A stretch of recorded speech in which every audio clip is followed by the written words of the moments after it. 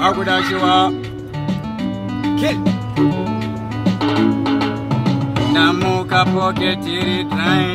Ameno kuti wine Shaga woma kudai Panondonza tambo Lauze pauto Kote nefuti nenge ronauto Pamwe pacho nenge rivauto Vakuto dezera mbidauto Ndini muno wacho asichi Nyambele soka ndiboka ini Segu makapa kusika pakutuka ini Asi mwari wacho akandisika ini Andisienda kadaro ndichituka ini Nekuti pacho futi pamuno da Inini wacho andimbo da Kana mandiwona songu ndichidoda Inini ndo styla andinoda Kana ndakuona uchida kutanga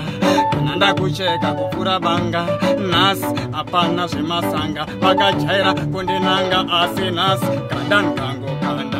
Reptile, versatile, original still Kandan kango kanda Ya fight, vese vari mudenga unge kite Kandan kango kanda At this time, beda washa mire kushanda Kandan kango kanda Nona weka nimbo vapeka Magada kuri shishi, vachiri shishi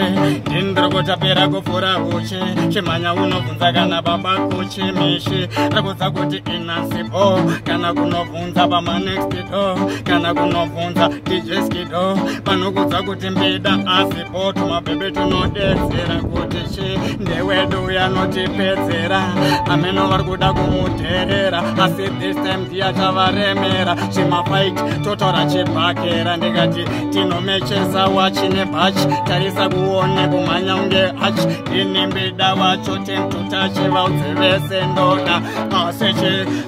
Varikuziziva kuti inini Andi ektansi parafini Andi ektansi Mr. Pini Andi nalusi ndine wini Bese pandapinda itaiti